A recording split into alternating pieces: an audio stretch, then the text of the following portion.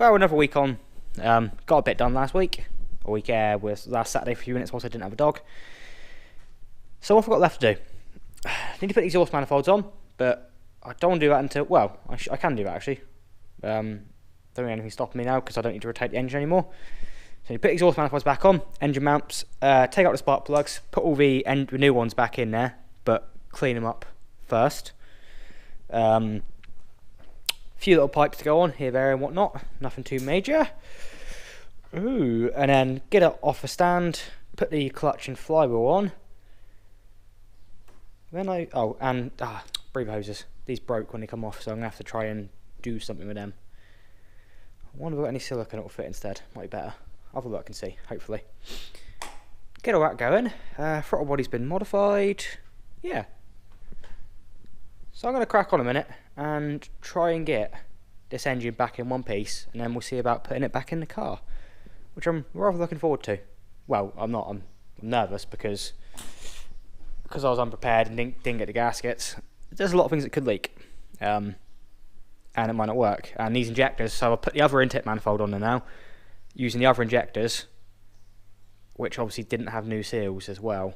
So there's a lot of gaskets and seals I want to change on this once I know it works. But for now, we'll be fine. We'll be fine. We got this covered. We got it covered. For now, I need to get that finished, get it in there, get all this gearbox, everything drivetrain back in there, get it moving again, just so I can see I've got a healthy engine. And take it all apart again, so we can start working out about welding it up, painting it, altering all the... There's tons to do. There's loads to do. And I'm now actually in June, so I really shouldn't be working on this now. I need to be working on the Range Rover. Oh well. We'll get it done. It'll be fine. It'll be fine. Yay, we're down to the final few assembly bits. So engine mounts are on, exhausts are on, all the coil packs, plugs are in, plugs are cleaned, front ends all together. I think I've replaced the breather hoses that are broken for 10mm silicone, perfect, and blanked off the hole we don't need, so that's much better than it was before. What I decided to do, instead of drilling out for a starter here, because I had the other starter, and it turns out it's not going to foul anything, I've moved over here. So I redone the wiring to move the starter over that side, which means now, with all the wires down here, we do need to make a better setup, have like a positive post as well, which will actually make it even easier to put the engine in and out, so I'm fine with that. But just installing the flywheel, you know we had the issues with me needing longer bolts and all that. So I took the flex plate off of here and looked, saw the flywheel. It's like, these holes are like pretty much fully threaded. But on the original engine, they aren't. Odd. So then I looked at the flex plate. That's from the first engine. And then the bolt from the new engine is shorter. What's going on, Mercedes? Did you just like pick and choose some days if you wanted to thread the whole flywheel, the whole crank, and then what size bolts you'd use? Obviously they've done that. Well, I don't know why they threaded it differently, but the reason there's like only 10mm thread engaged, I think, is because originally they're stretch bolts. So obviously I guess you need the correct amount of thread to engage in order to allow for X amount of stretch and all that. But why are the cranks different? So obviously the crankshaft on the M113 is the same as this one here, because the bolts that come with the flywheel from the M112 engine will now fit, whereas they wouldn't fit on that engine. But also luckily the new bolts I bought, which I have 20 of, cost me a fortune, will still fit as well, it seems. So I'm going to use my non-stretch bolts with a bit of Loctite again. Like, where's the consistency? What's going on here? Oh well. So I'm now going to put all the clutch back on this one, drop it back in the bay, start cutting it all up. Obviously you guys have seen this a million times already with me. I might quickly also cut out a bit more of this heater bubble in as well, just so to give us some more space, because that needs to be sussed out before the engine comes back out again for paint. To which we still want to mix up a colour and see if that's possible yet. So, when you next see this in a second, that will be back in there, ready to go. Well, yeah, you don't need to see all the transmission and exhaust go back on. Again, you've seen it a million times. So actually, yeah, when you guys see me in a second, I think we'll be ready to try and fire this one up. Hopefully. Now we have it. So everything all hooked back up, bar the, I haven't bled the clutch because I want to see if it works first. So I've put 8.5 litres of oil in the system, new oil filter, topped up, I'll put water in it. Obviously still need to make brackets, we've still got loads to do. Throttle body is now obviously altered, so we'll probably want to remove this. Still need to work out what I'm going to do with that. And that should let some more air bleed into it.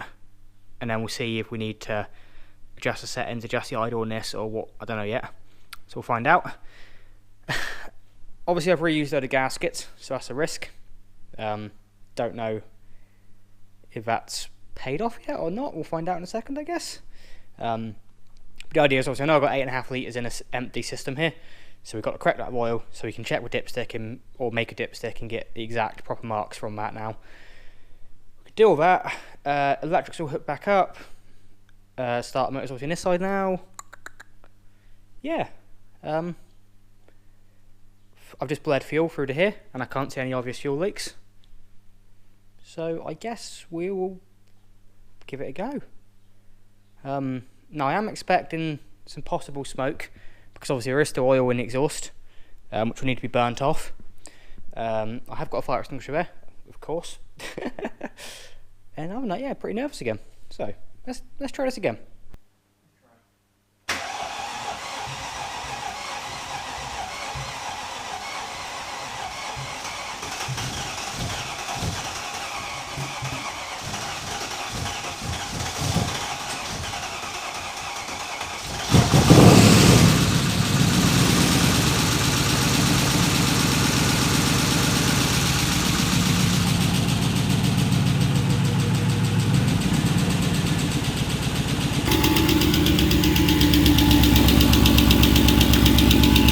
Exhaust leak from there because it turns out the exhausts behind this shield aren't actually sealed.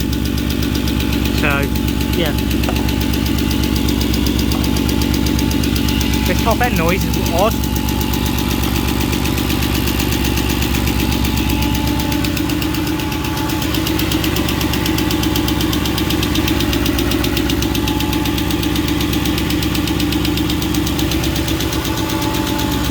Well, this thing here sounded horrific when I first turned it on. The top end sounded terrible, but running for a bit and revving it, it's quieted down, so maybe hydraulic lifters, all looking good.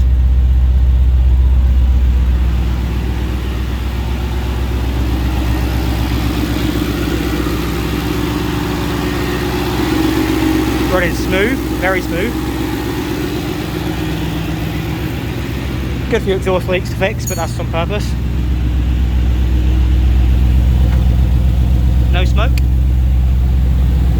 No misfires. The fuel table isn't tuned yet, so it will stutter and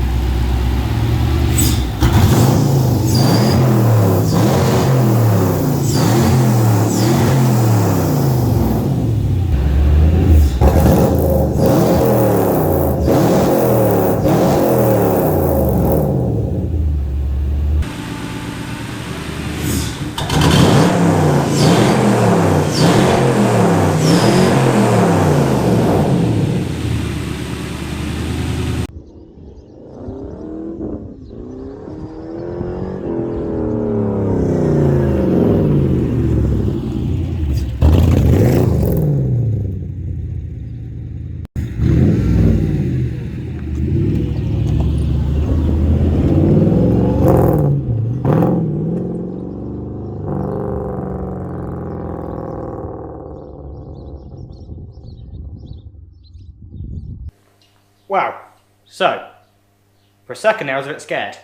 That top end noise was pretty bad, and it did last probably a good 5 minutes. I was like, oh no. I was almost concerned that the reason the engine had been sold, and the reason it had been partly taken apart, was due to that noise. It might still be the case. What we'll do is I'll cold start it tomorrow, and if it does it again, then I'm assuming this engine has hydraulic lifters. If it does, they're probably knackered. But the noise cleared and she was running smooth. No smoke, nothing. Beforehand, the old engine was running about 30 kPa on vacuum. This one from cold start there was about 22, and it rose up to about 25. So that's 30 is good anyway. 22, 25, that's excellent. So obviously this one's got even compression around the board, and it's just drawing that bit much more vacuum. Yeah, running so smooth, so good. Yeah, I haven't noticed anything leaking out of it yet, but then again, I actually haven't properly looked yet. So we won't hold our breath too much there. But nothing obvious. I might just put the clip in there with the exhaust. Turns out that stainless shield around that exhaust manifold actually also serves as a purpose. What I can see down that side is an exhaust leak, and it's actually coming out from behind that shield. And from what I can see behind that shield is where they've joined like, log manifolds. I guess they're just like a slip joint, or I don't know what they are, but they don't seal.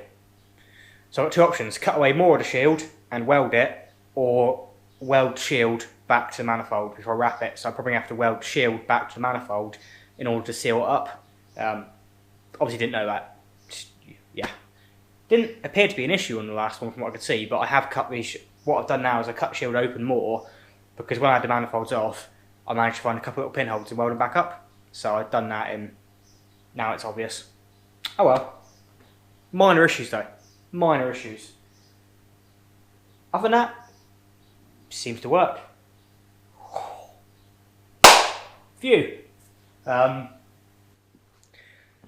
I'm going to hazard a guess and say this engine had not been serviced very well. That shouldn't look like that. And even more, it's a Crossland filter.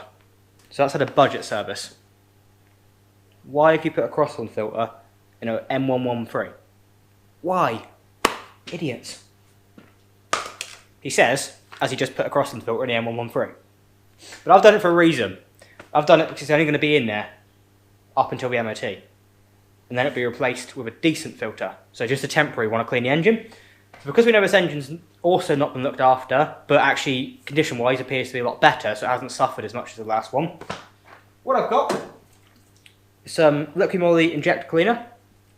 So that will go and clean the, or hopefully help clean injectors. Obviously, these injectors are the ones that come off the spare engine, so they should be much lower mileage, but again, I don't know the condition, they've been sitting for ages. They appear to work, which is a bonus.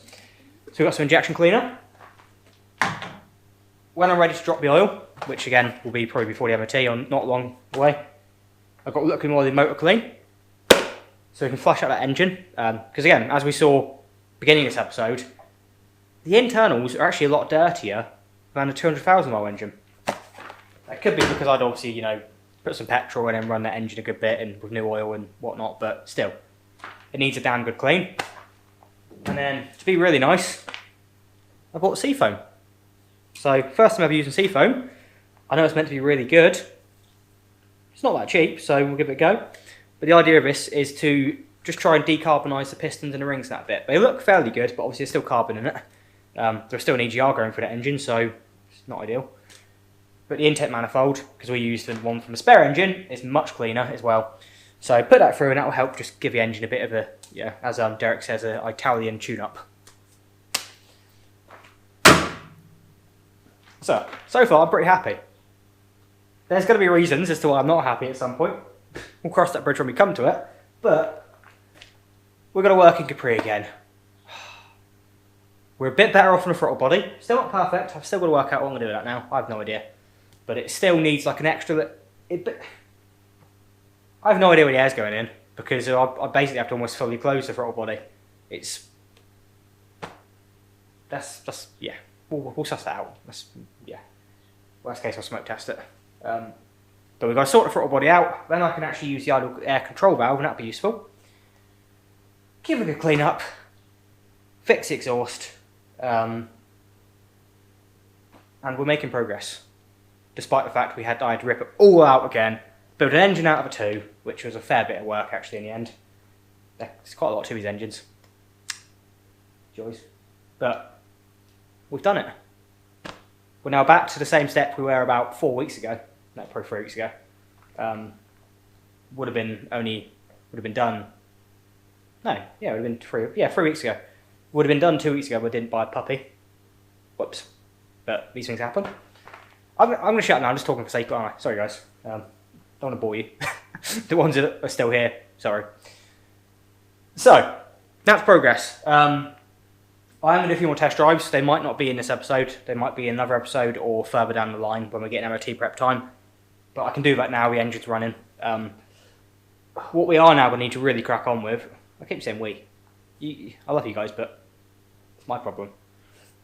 Is I need to get that engine bay welded up. So I need to finish off. I need to do up all this stuff I want to finish up. Weld up all the issues. Take the engine bay back to bare metal and paint it all. Almost have no time to do it, so that's going to be fun. But either way, thank you very much for watching. If you're still here, thank you for enduring all that chat as well. Obviously, if you are new to the channel, then there is plenty previous episodes on this M113 right from the start. There's previous episodes when it was Cosworth engine. There's the Range Rover L322s, the Turbo Technics Range Rovers. There's the Mark II Golf 20 valve quick build. Just all sorts on there. So feel free to have a look back and see what I previously messed up on. And yeah, give the video a like if you liked it. Comment, tell me what you think. Subscribe if you're not already subscribed. And hopefully I'll see you again next time. I've been Jordan. Cheers.